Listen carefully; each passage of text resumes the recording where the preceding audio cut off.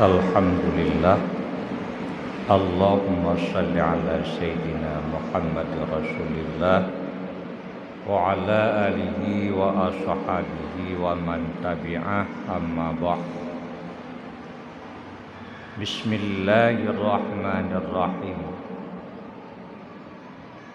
Ketahui olehmu, maka adalah manusia itu beberapa pangkat pada iman itu. Ada kalanya dengan taklid, ada kalanya arif. Maka orang yang taklid itu yaitu i'tiqad yang jadi hatinya,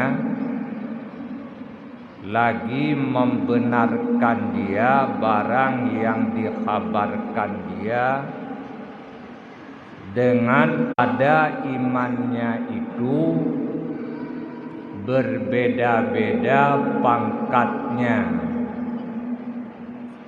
Ada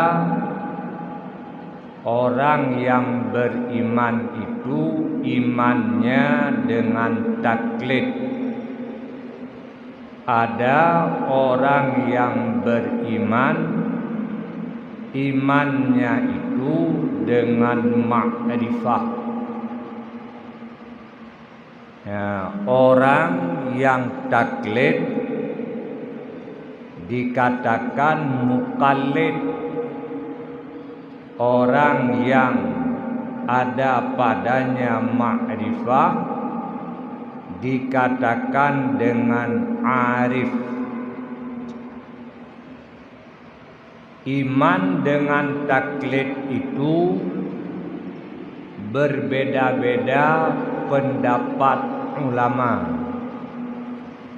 Iman dengan taklid berbeda-beda pendapat ulama. Sebahagian ulama berkata, iman dengan taklid itu tidak sah. Di antara yang berkata demikian Ibnul Arabi. Katanya iman dengan taklid imannya tidak sah. Maka di akhirat dia dibangkitkan dalam jumlah orang kafir, na'udzubillah. Pada hukum dunia, karena dia mengakui dan mengucapkan dua kalimah syahadah, pada hukum dunia dihukumkan mukmin, tapi dibangkitkan dalam jumlah orang kafir. Pendapat ini dhaif. Pendapat jumhur ulama, iman dengan taklid tidak boleh, tetapi sah. Iman dengan taklid tidak boleh, tetapi hukumnya sah. Maka orang yang taklid dihukumkan mukmin dunia dan akhirat. Karena taklid itu tidak harus, maka orang yang taklid itu berdosa pada persoalan iman. Orang taklid itu orang yang mengikut akan perkataan orang lain pada imannya. Ya, taklid itu i'tiqad yang jadim, i'tiqad yang jazim, keyakinannya yang kuat, yang keluar dari hatinya, yang diyakinkannya sesuai dengan yang hak, sesuai dengan kebenaran. Akan tetapi keyakinannya bersumber daripada kabar orang. Keyakinannya itu bersumber daripada dikhabarkan oleh orang. Maka dia tidak mengenal akan dalil. Keyakinannya bukan bersumber daripada dalil, tapi keyakinan bersumber daripada perkataan orang. Ya, orang yang dia ikut dikatakan mukallad, yang mengikut dikatakan mukallid. Ikutnya itu dinamakan taklid.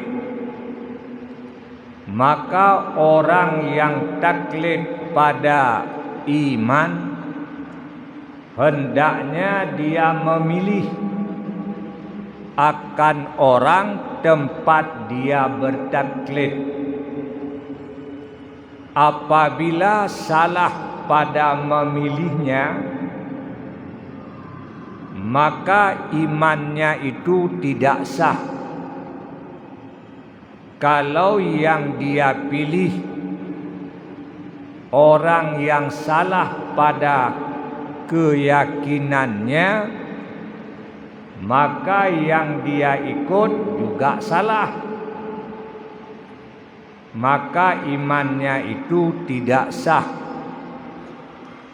Orang yang taklid itu hendaknya memilih orang yang dia ikut tempat dia taklid, orang yang diyakinkan akan kebenarannya. Dari mana dia tahu? Padahal yang bertaklid itu dia bertaklid karena dia tak tahu. Dia bertaklid mengikut orang lain pada iman karena dia tak tahu akan dalil pada persoalan iman. Maka dia mengikut orang. Bagaimana dia tahu orang yang dia ikut itu orang yang benar? Jawab, diyakinkan akan kebenaran orang yang dia ikut karena didengarkan daripada cerita orang lain. Dunia Islam mengatakan orang tersebut itu orang yang benar. Ulama-ulama Muslim, ulama-ulama ahlu sunnah, yang jumlah mereka itu banyak. Mereka mengatakan bahwa orang tersebut tempat dia bertaklid itu orang yang akidahnya benar. Maka diyakinkan kebenaran orang taklid itu lewat kabar kebanyakan daripada ulama-ulama Muslim. Diyakinkan kebenaran orang tempat dia taklid karena kabar yang mutawatir. Dunia Islam mengatakan bahwa orang tersebut orang yang benar pada akidahnya. maka dipilihlah orang itu tempat dia bertaklid pada persoalan iman. Ya, keyakinannya itu amat kuat. Keyakinannya orang taklid muafakat dengan kebenaran. Kalau keyakinannya tidak jazim, tidak kuat.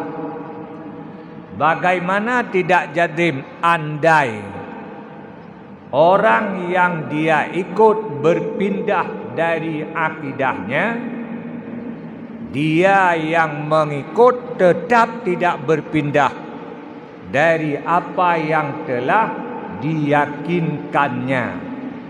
Itu baru sah taklidnya.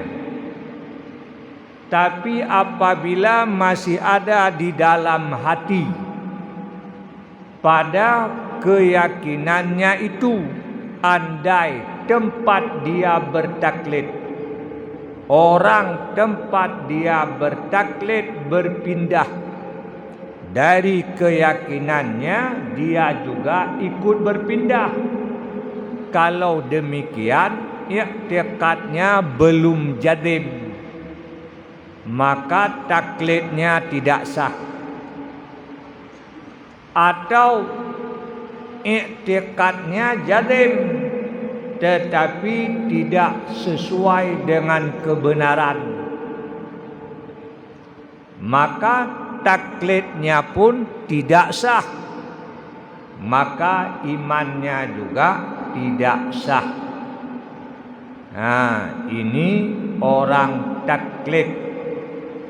Taklid pada iman tidak boleh, tetapi iman orang taklid itu sah. Nah, ini pendapat jumhur ulama. Taklid tidak harus, tapi andai dia bertaklid pada iman, imannya sah. Yang kedua, martabat iman itu iman dengan ma'rifah. Maka orangnya dikatakan arif. Ya, orangnya dikatakan arif. Ya. Orang yang ma'rifah itu ada kalanya, ada kala ya, dia itu berkehendak kepada dalil, berkehendak kepada burhan. Ya, maka orang yang ma'rifah, yang berkehendak kepada dalil, i'tiqadnya itu i'tiqad yang jazim, yang sesuai dengan kebenaran, muafakat dengan barang yang pada Allah, serta dengan dalil dan burhan. Artinya dipahami apa yang dia yakinkan itu, dipahaminya daripada dalil, dipahaminya daripada burhan. Burhan dalil juga. Ya, satu pembahagian daripada dalil akli yang yakiniyah. Ya.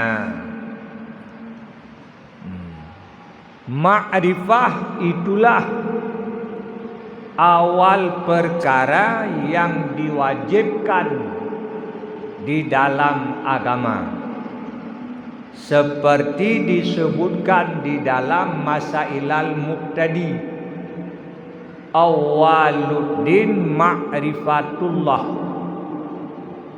Awal-awal wajib, awal-awal perkara yang diwajibkan di dalam agama ma'rifah akan Allah.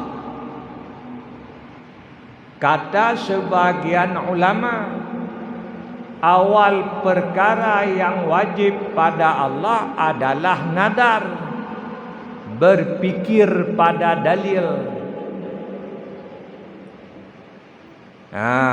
Maka kedua pendapat ini bisa dikumpulkan, maka tidak keduanya berbenturan.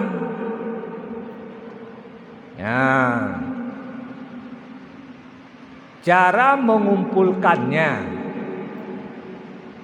awal perkara yang diwajibkan dalam agama daripada maksud adalah ma'rifah. Awal perkara yang diwajibkan dalam agama daripada wasilah adalah nadar, memikirkan pada dalil. Jadi tingkat iman orang yang ma'rifah itu juga berbeda-beda. Sebahagian orang ma'rifah, mereka itu berhajat kepada dalil dan burhan, karena didapatkan apa yang diyakinkan itu didapatkannya daripada dalil yang diberi nama dengan ilmul yakin. Ilmul yakin, keyakinan yang jazim, yang sesuai dengan kebenaran, yang bersumber daripada dalil. Dan itulah iman kebanyakan ahlul zahir. Mereka memahami akan persoalan iman lewat dalil nakli dan lewat dalil akli. Lewat itu dipahaminya. Lewat dalil dikenal akan Allah. Lewat dalil dikenal akan segala sifat-sifat Allah dan lainnya. Ada kalanya orang ma'rifah itu beriktikad dengan iktikad yang jazim, yang sesuai dengan kebenaran, yang amat tetap di dalam hatinya, didapatkannya dengan wujdan, dengan ketiadaan berkehendak kepada dalil dan burhan. Hatinya selalu ingat kepada Allah, hatinya mendapatkan akan Allah dan segala sifat-sifatnya, karena dilahirkan, dinyatakan oleh Allah akan Allah dan sifatnya Allah di dalam hati si arif tersebut. Allah mengilqakan ke dalam hatinya, sehingga hatinya itu mengenal akan Allah. Di dalam hatinya itu selalu hadir akan Allah, maka hati melihat Allah dan melihat segala sifat-sifatnya Allah. Ini imannya ahlul khawas, mereka juga punya ma'rifah, tapi sumber bukan dalil. Allah nyatakan ke dalam hatinya semua persoalan-persoalan iman. Yang ketiga, ada kalanya i'tiqad yang jazim, yang muafakat bagi kebenaran, lagi amat sangat tetap di dalam hatinya, didapatkannya itu dengan syuhud, ya, musyahadah, tajalli akan Tuhannya atas mata hatinya, sehingga hilanglah daripada mata hatinya akan yang lain daripada Allah. Maka tak ada yang maujud di dalam hatinya itu selain daripada Allah Ta'ala. Inilah yang diisyarahkan oleh Nabi dengan sabdanya, kanallahu wala syai'a ma'ahu wa huwal al'an kama kana alih. Ya, inilah imannya khawasil khawas, ya, orang-orang yang amat istimewa daripada para nabi dan rasul-rasul. Ya, imannya mereka itu, ma'rifahnya mereka, ma'rifah yang didapatkan sebab syuhud akan Allah, tajalli akan Allah di dalam hatinya, serta terhapus daripada mata hatinya selain daripada Allah. Maka hati mereka tak melihat selain Allah. Bukan mereka tak mengakui, bukan mereka tidak mengakui ada maujud yang lain. Mereka mengakui adanya maujud yang lain, yaitu makhluk yang wujudnya wujud karena diwujudkan. Ya, mereka mengakui adanya makhluk, tapi hati mereka tak hirau pada makhluk. Mereka mengakui adanya makhluk, tapi hati mereka tidak ingat kepada makhluk itu. Ya, bukan mereka tak mengakui, ya, tapi mereka tak hirau pada wujud yang lain. Hanya yang mereka ingat dan mereka sebut adalah wujud Allah. Karena yang lain pada asalnya tidak maujud. Yang lain itu ada karena dibuat ada oleh Allah. Ya, pada saat Allah tak membuat yang lainnya, belum diadakan yang lain, Allah itu sendiri. Setelah yang lain dibuat, Allah juga sendiri. Karena Allah tidak terkait, tidak diliputi oleh makhluk, maka Allah tidak dikatakan di dalam makhluk, tidak dikatakan di luar, tidak dikatakan di depan, bukan juga di belakang, bukan di kiri, bukan di kanan, bukan juga di bawah, bukan juga di atas. Kanallahu la syai'a ma'ahu, adalah Allah tak ada sesuatu bersamanya. Dikala sesuatu itu tak ada bersama Allah, adakah dikatakan Allah itu di dalam? Bukan. Di luar sesuatu? Bukan. Di samping? Bukan. Kiri, kanan, muka, belakang, atas, bawah? Bukan. Sebagaimana sebelum ada sesuatu, Allah bukan di atas sesuatu.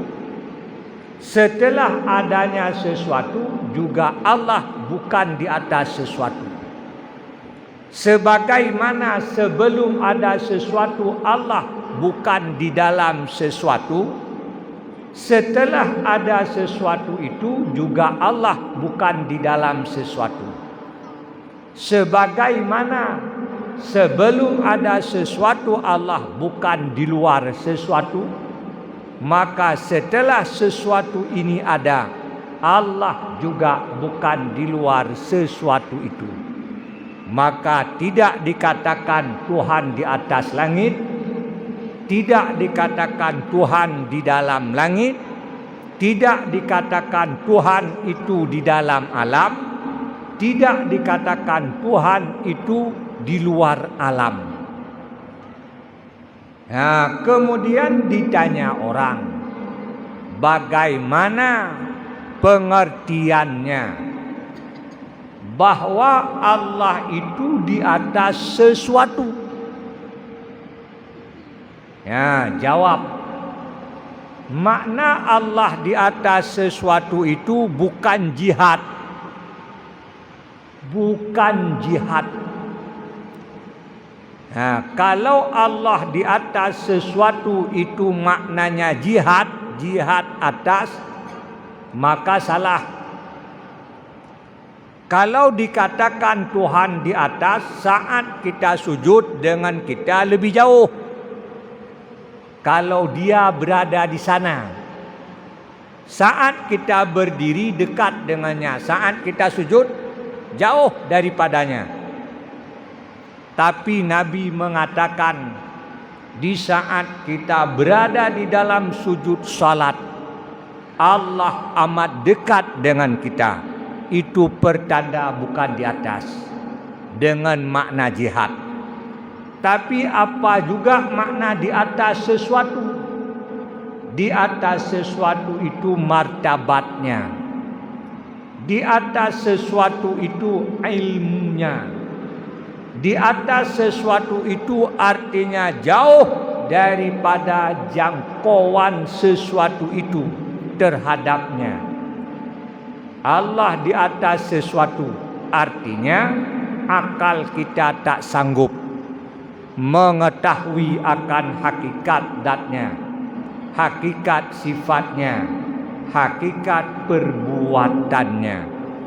Allah di atas segala-galanya artinya kudrahnya menang di atas kudrah yang lainnya. Iradahnya itu menang di atas iradah yang lainnya. Dia di atas sesuatu dari sekira-kira martabat, bukan di atas sesuatu dengan makna jihad. Demikian apabila kita berkata bahwa kita di dalam ibadat kita sedang berhadapan dengan Allah, apa maknanya? Apakah Tuhan kita berada di depan kita?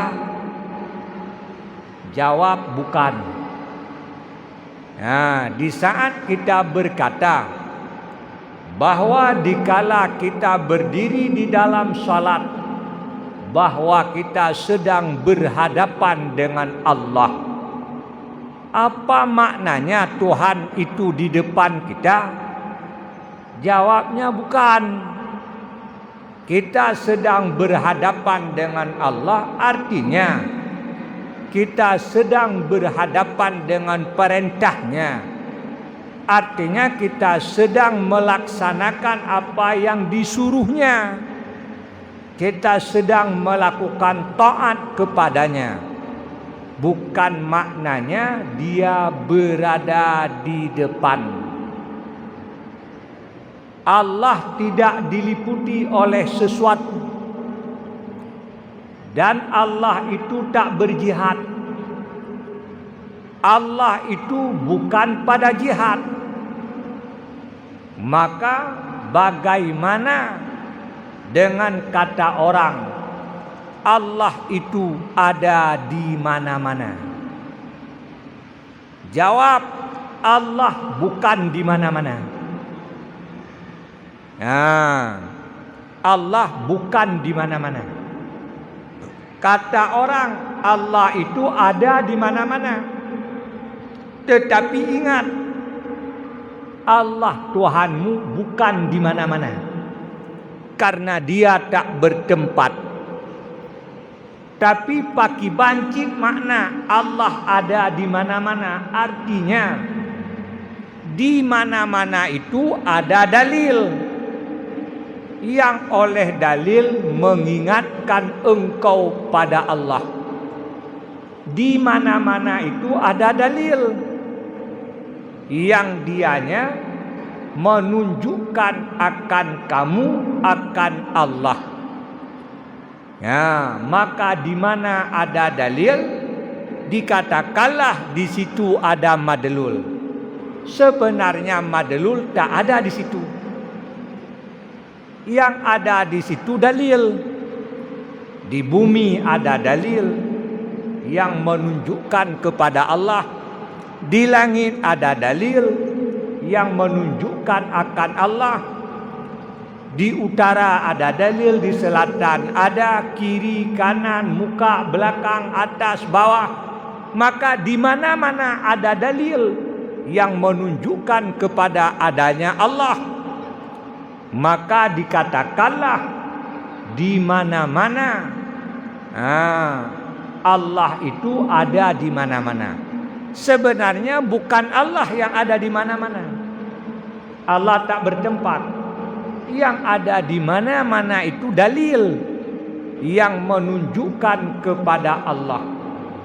Di mana ada dalil, di situ adanya madlul. Maknanya di mana ada dalil, kalau engkau melihat dalil, engkau ingat pada madlul. Di mana ada dalil, kalau engkau melihat dalil dengan mata kepala engkau, hatimu melihat Allah. Maka karena demikian dikatakanlah oleh orang yang berkata Allah ada pada makhluk, tapi bukan maknanya ittihad, bersatu Tuhan dengan makhluk, bukan juga maknanya hulul, Tuhan bertempat pada makhluk. Andai menan tabuh makna, maka urang jid ke kafir, murtad, salah. Ya, Imam Al-Ghazali mengatakan di dalam Ihya Ulumuddin, wahdah fil kasrah, kasrah fil wahdah. Bahasa itu apabila salah dipahami, maka binasalah imannya. Bahasa itu, dan bahasanya dalam terjemahan dalam kitab Sirus Salikin. Maka yang membaca Sirus Salikin hendaknya benar pada memaknakan perkataan Imam Ghazali itu. Kalau salah memaknainya, jid ke salibta, jid ke murtad. Ya, dalam Sirus Salikin, bahasa Imam Al-Ghazali, karena sirusnya terjemahan daripada keringkasan Ihya Ulumuddin, maka ada di dalamnya kalimat wahdah fil kasrah, kasrah fil wahdah. Maka hati-hati di dalam memaknainya. Ya, dalam kitab Ittihafus Sadatul Muttaqin, ditulis oleh pengarangnya. Bahasa Imam Al-Ghazali wahdah fil kasrah, kasrah fil wahdah artinya min haitsu dilalah.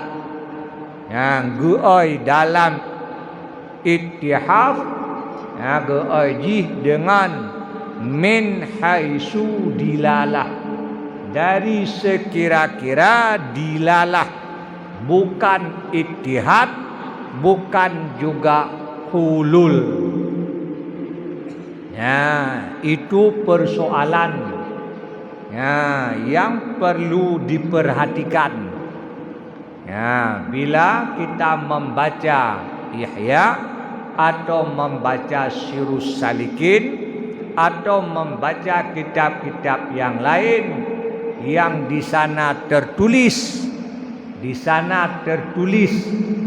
bahwa Allah ada pada makhluk, itu hendaknya dipahami. Bukan maknanya Tuhan menyatu dengan makhluk, bukan maknanya Tuhan bertempat pada makhluk, tapi maknanya Tuhan dipahami daripada makhluk.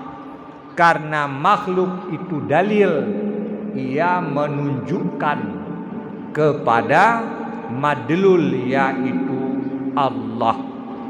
Dikarenanya karena namu tulis lagenya dalam Ihya Ulumuddin, maka ulama yang mengatakan harum mutalaah, harum belajar Ihya Ulumuddin. Pakang harum harum ba urang yang nampom, takut salah dipahami akan bahasanya membawa kepada sesat. Bagi yang tahu boleh, tidak haram. Ini seperti diharamkan mempelajari akan ilmu mantek yang bercampur dengan filsafat sesat. Itu dilarang mempelajarinya, diharamkan oleh Imam Nawawi dan Ibnu Silah supaya terpelihara orang dari jatuh dalam salah. Tapi pendapat yang masyhur bagi yang sudah mahir akidah yang benar, sudah mahir Quran dan hadis, boleh mempelajarinya. Bagi yang tak mahir tidak boleh, karena ditakutkan jatuh ke dalam kesesatan. Boh kajetnya. Wallahu a'lam bishawab wa ilaihil marji'u wal ma'ab. Assalamualaikum warahmatullahi wabarakatuh.